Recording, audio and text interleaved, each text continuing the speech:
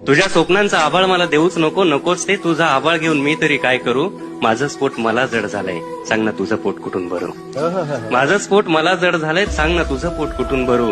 तो चंद्र, ते सूर्य, ती लुकलुकणारे तारे यांचं कधीच भ्रमण नसतं माझ्या जीवनाच्या आभाळात. माझं जीवन म्हणजे नुसतंच अंधाराला वाहिलेलं. सरणावर लाकडं कमी पडलेत म्हणून थोडंसं जळायचं राहिलेलं. रात्रीच पावसाची पहिली सर कोसळली, आईनं सारवलेल्या भुईचे पोपडे निघालेत. कारव्यांच्या कुडांवरची माती सुद्धा ओली होऊन सकाळपर्यंत गळून जाईल. माझं घरटं भर पावसात पावसानं जळून जाईल. तू म्हणशील हा अजूनही थोडा वेडा थोडा खुळा आहे.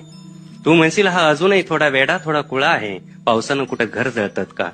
पण जळतात झोपड्या हे तुला पटणार नाही. मी कितीही ओरडलो बेंबीच्या देठापासून तरी हा आवाज तुला आतला वाटणार नाही. म्हणून तू समज कर अथवा गैरसमज कर. म्हणून तू समज कर अथवा गैरसमज कर. तुझ्या स्वप्नांचा आभाळ मला देऊच नको, नकोच ते पेलावणारच नाही. तुझ्या स्वप्नांचा आभाळ मला देऊच नको, नकोच ते पेलावणारच नाही. त्यापेक्षा ते एखाद्या उंच झाडावरती टांग. त्यापेक्षा ते एखाद्या उंच झाडावरती टांग. कारण माझ्या आयुष्यात सगळ्याच रक्ताळलेल्या वाटा आणि पावला पावलावर स्मशानाकडे जाणारे फाटे आहे. कारण माझ्या आयुष्यात सगळ्याच रक्ताळलेल्या वाटा आणि पावला पावलावर स्मशानाकडे जाणारे फाटे आहे. कशाला माझ्या मागे लागतेस पोरी, या निवडुंगाला पेऱ्या पेऱ्यावरती काटे आहे. या निवडुंगाला पेऱ्या पेऱ्यावरती काटे.